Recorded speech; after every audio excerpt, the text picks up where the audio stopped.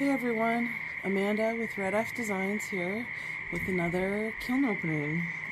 This one is number 12 and it's the 4th glaze kiln to use up all the bisque that I've been making all last since the summer, so since June. I did 2 loads of bisque and then 4 loads of glaze, and so this is going to be the last one for a little while until I make a whole bunch more bisque. But I probably won't do that because I'm pregnant, due in 2 weeks, so I might be taking a little break after that, and but hopefully I'll be back as soon as I can. I fired this a couple days ago, so it's totally cool. Ooh. And definitely gonna need all my notes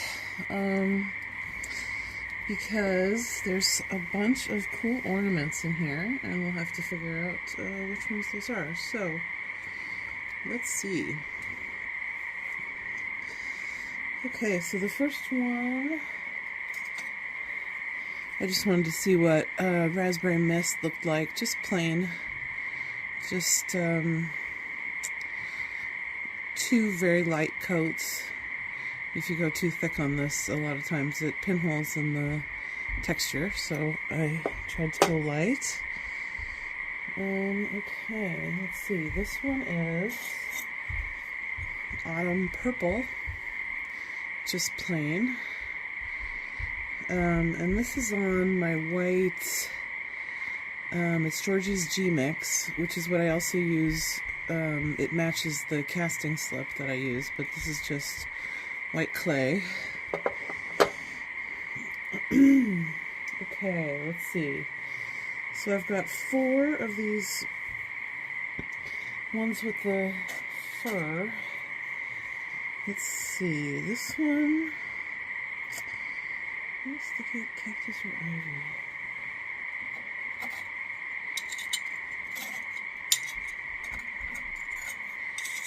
So this one must be the moss thicket.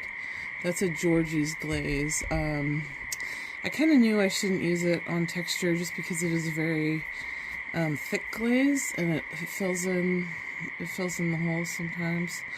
But it's a pretty cool subtle effect. And that's on the brown clay too.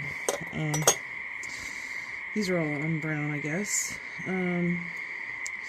Okay, so then I've also got cactus, ivy, and lime green. So we'll have to figure out which one is which. I'm going to say this one's cactus because I've done cactus a bunch of times before on texture and it always looks great.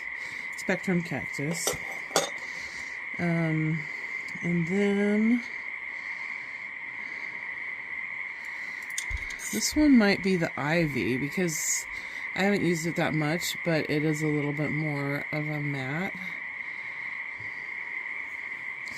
And then the Spectrum lime green by default, which is usually pretty nice. Nice glossy color. I like it for insides of stuff.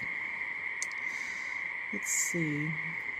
Okay, the bee. Yeah. This is raw honey, a Georgie's glaze, and it's on speckled buff. And I just did that with the rolling pin design.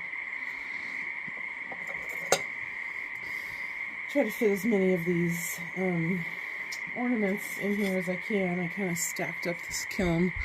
There's got double shelves here, like you can see. Let's see. This one is rose.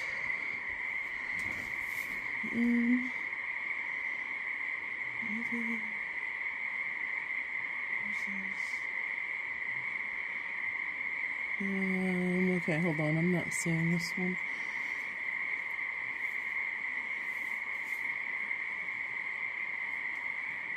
Oh, sangria. Okay, that makes sense.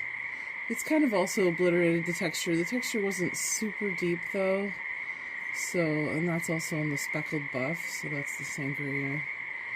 Sangria on the speckled buff. And then this one, I was testing out all the different washes that I had. So, I did, if you remember the last kiln load, I did a plate that had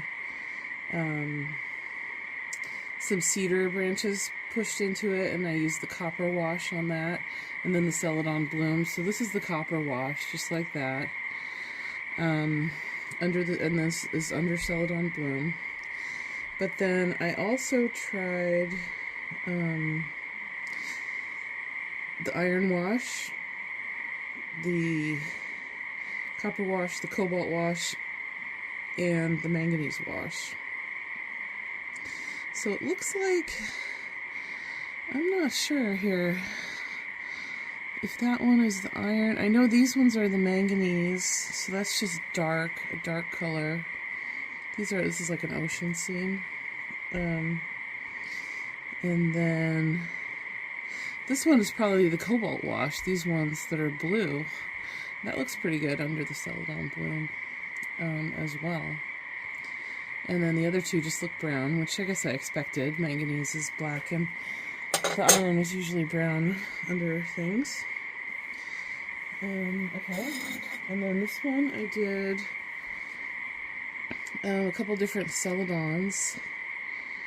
I did Weeping Plum, Amber Topaz, and Vert Luster. That looks real pretty. Try to kind of put more than one glaze on some of these ornaments. And then this one is Lime Shower, which is a Mayco glaze. The base of it is green opal, and this is on the speckled buff. So it's very, very speckly. It's also got ocean texture, but very hard to see because it's a little too busy.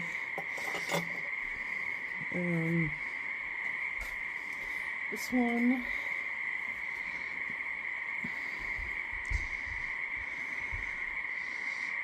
I'm not totally sure about. Let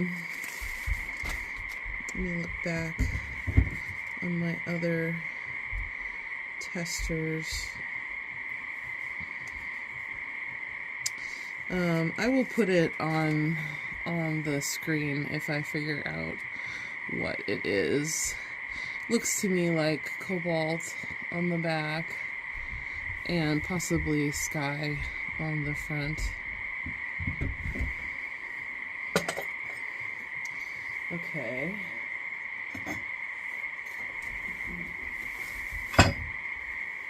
Ooh.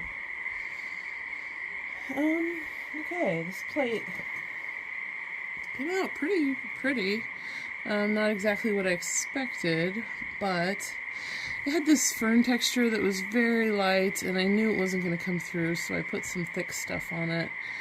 I was checking out some Facebook posts and saw this combo that was Norse blue with textured turquoise over, and it did this whole speckled thing, which, I mean, you can kind of see it, like, right there, but it's not really doing it that much. I put 2 coats of Norse blue and 4 coats of textured turquoise, and then that's just the Norse blue on the back. So it's pretty, but maybe not as crazy as I was expecting it to be. Okay. And then this one,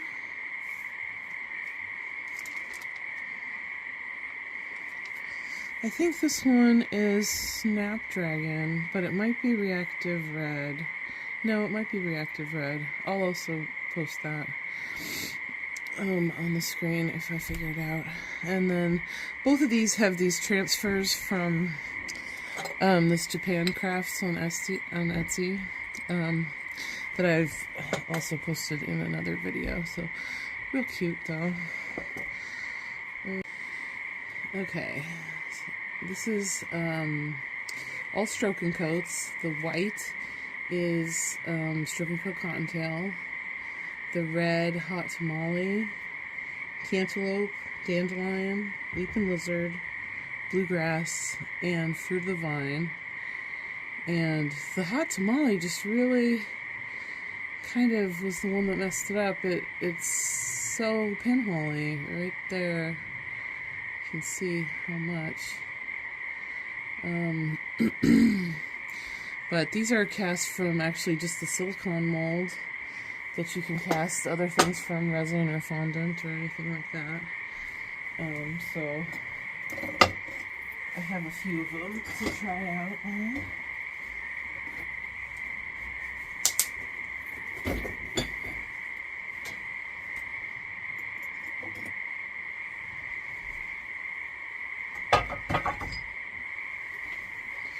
Ooh, okay.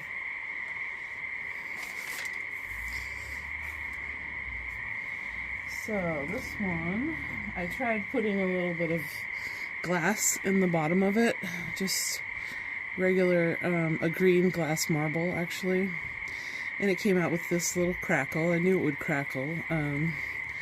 It's okay, I'm just kind of testing it to see how it would work, if it's durable at all or not. I know you're not supposed to use it for things that have food in them, but this is just kind of, you know, where you put your old tea back. So this is jade and HF9, the zinc-free clear, over one of those Japan Crafts transfers with the glass.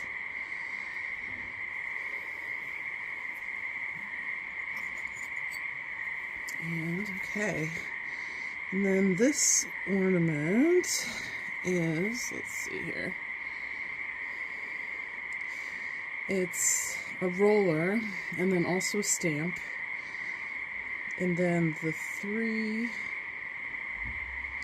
let's see, the three glazes that it is: indigo float, ivy, and tiger's eye. So that's really pretty.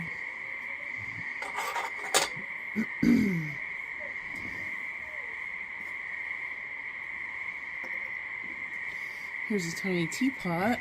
That's a casting on the white. It turned out pretty cute. I wasn't sure what to do it. I was trying to do it kind of subtle. So this is 2 coats of white opal and then 3 coats of pink opal. And you see it kind of does this like speckled effect.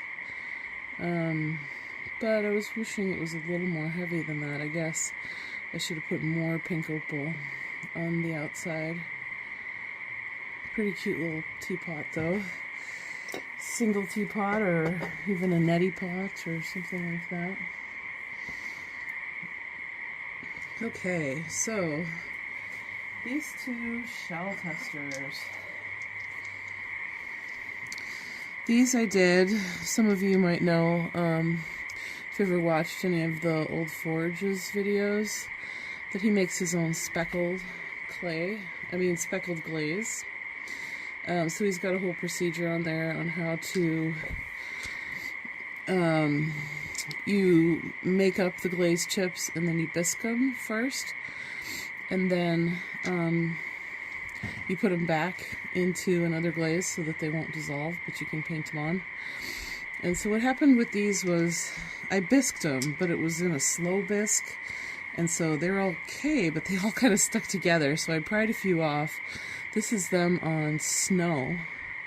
So this is a red speckle and a golden brown speckle that I made, mixed into snow. And then this is the same 2 colors on SM11 matte white from Amaco. They're pretty big speckles to begin with, but they've melted down and they don't seem chunky anymore. So really cool effect. I'm gonna keep working on that. Might take a bit. Okay. see here if I can get this off.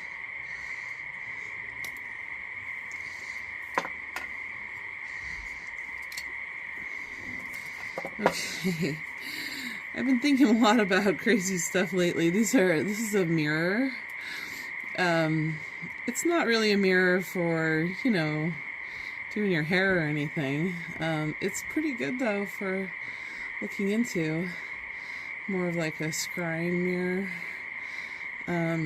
So it's got raw honey on the bee part, and this is all brown clay, so I'm not really sure how it would react with the shiny, but it did pretty good.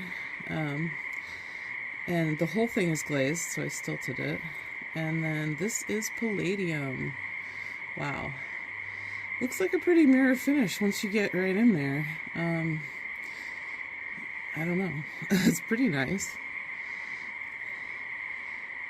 I've got a couple of these coming up, but they're so hard to put in because they're so flat. And you want to keep them flat and reflective. So on that one I put like, gosh, I don't know, it must have been 5 or 6 layers of palladium. You kind of have to do it really thick to get that nice mirror shine. So let's check out the cones. This is 5. This is 6. I programmed it for a 5, so I'm glad that it goes to a hot 5 when it does that. Because that's really what I want. I don't want it anywhere close to a 4, but I'm running out of cones, so I'll have to get some more pretty soon. Alright, this one. Oh, that is awesome. Check that out. This is one of those waterpipe vases. And so it's 3 different colors. This is lavender by Laguna. And these are those, they're called Versa 5 glazes, which I think it's like a clear base with pigment in it, so it's kind of like a Celadon. I don't know, they might be discontinuing them, I'm not really sure. So lavender, Roman violet, and then this on the bottom is Mayco pink opal. And I did bands of those that did not overlap, and then over the overlap both ways I put Mayco ink spots, which is a jungle gem low fire. And it looks really cool. And then inside I did glacier. You can see it's crawled a tiny bit. It was kind of an issue. I watered the glaze down and poured it in and poured it out, but I had just rinsed it, and so it was a little bit resisty. You could kind of tell. Sometimes when you paint the glaze all over and it gets those tiny hairline cracks in it, then you know that it might crawl a tiny bit.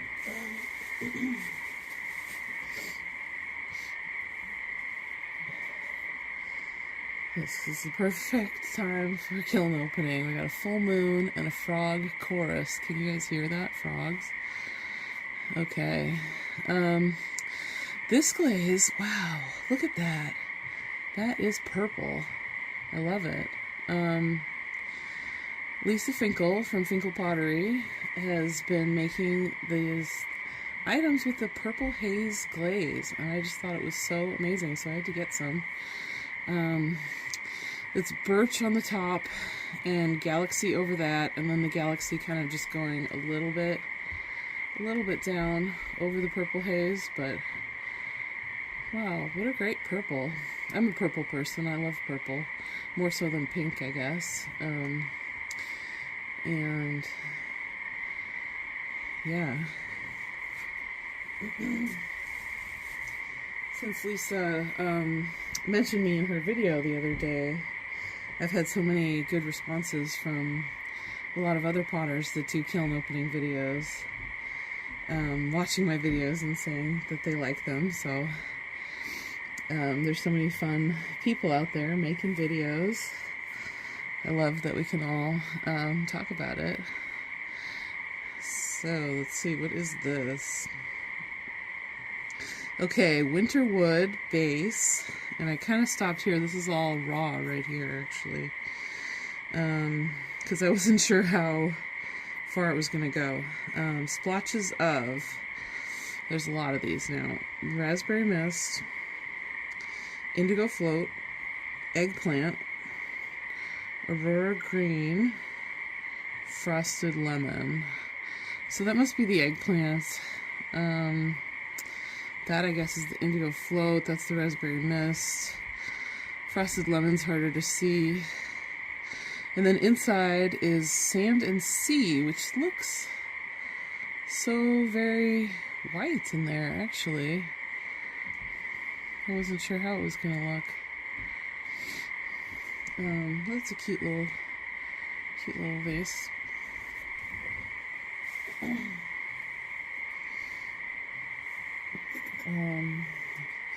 This one, I keep doing this combo.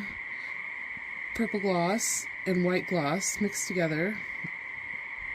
On the outside, aurora green on the top, satin patina on the bottom, and then kind of some waves of dark flux. So you can see that's the dark flux dripping down, and the purple inside. And then I've got a goblet to match this, and it's further down in here.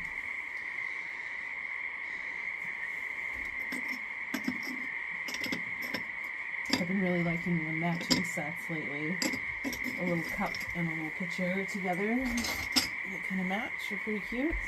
This is going to be another one of those because I, one or two, I guess 2 kiln loads ago, I made a teacup that was just like this, where it had the storm on the bottom, and then on the top had the seaweed, and then oatmeal over that, and then a line of snow here. Real oceany looking. Look at that. I mean, wow, look at that. It's pretty nice. And then inside the storm also, so pretty. I love that storm.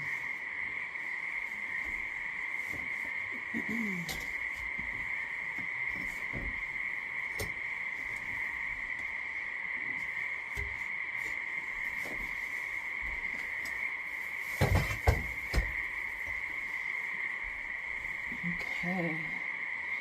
Here's the goblet that goes with the jar.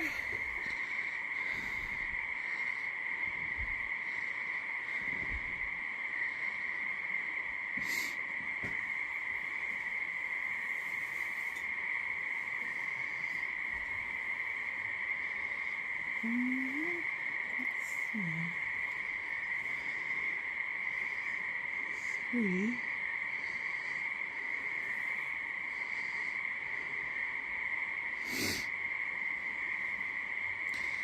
I have this written down as ancient jasper, but that can't be right.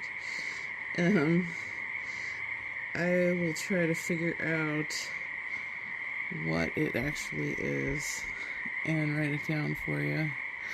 Kimchi is what I'm thinking, but not sure. Because this is also kimchi. This is a bowl I made quite a long time ago. Plaster on a plaster mold, kimchi all over, front and back, and this cool shell stamp. It looks pretty good. It didn't get too warped. All of these bowls get slightly warped. So I'll have to work on that. You want them to be so thin. I like thin bowls.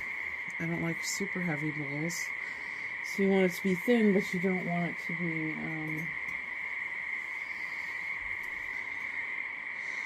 you know, the thinner it is, the more it might warp. This is a bowl of, we've got ancient copper here on the outside, this brown clay. And then there's a person who makes animal mugs and some really awesome stuff. Kelsey on Instagram, I'll put her Instagram up too. And she made this bowl that was just amazing, and she said she used just as many different kinds of glazes as she could.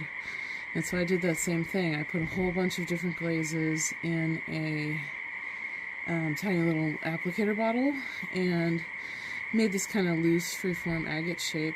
It actually kind of looks like a heart if you look at it like that.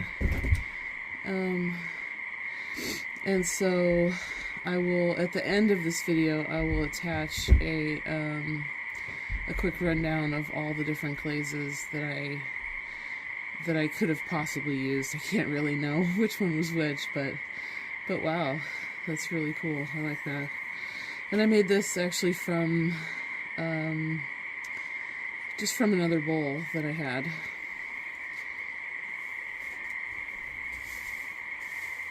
Put a piece of plastic wrap inside of it, and then the slab inside that. Oh my gosh. Okay. I knew this one was good. This was a tester. It's really stuck. Really, really stuck. But it didn't stick to the shelf or anything because I had the cookie. Thank God. Yeah, I knew it was going to be like that. So it's cobalt inside. But on the outside is, okay, splotches of raspberry mist, Norse blue, moody blue, speckle, grapple, and fruit of the vine. And then I did a coat of sandstone, and all these glazes are only up to here, so it really moved a lot. And then just a tiny bit of pearl white on each rim. You can see the white on the inside, but then that's what makes that all run like that on the outside. It was just kind of a tester. It was a vase from a mold that I had that I didn't have enough slip, so I only filled it up part of the way. But it's still pretty cute. I don't know what I'm gonna do with that, if that's ever gonna come off of there. But learn from my mistakes. So yeah, well. Stuck. Okay.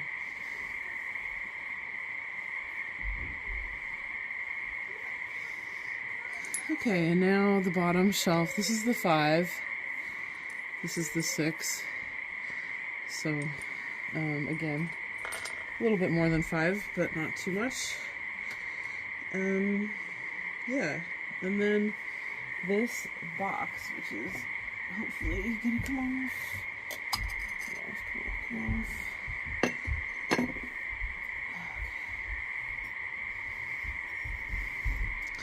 Ooh, that's interesting.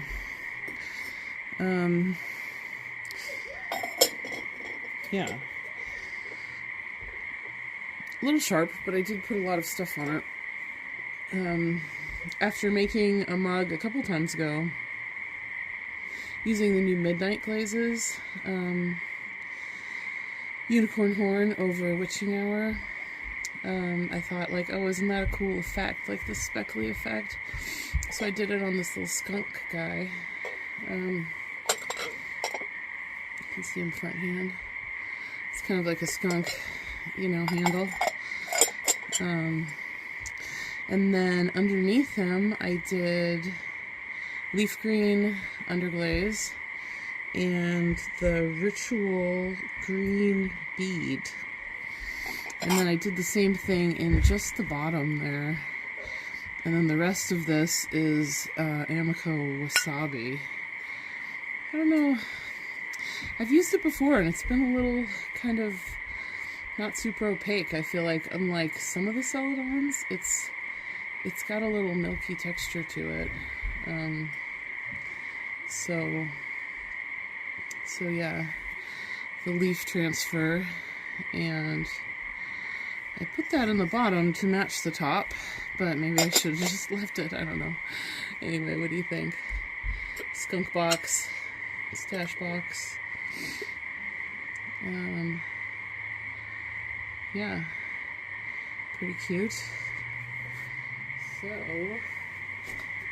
not super a lot of things in here, but some good stuff, and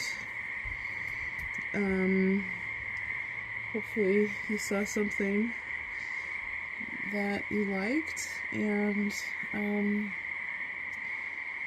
yeah, I'll leave you with the frogs for another moment.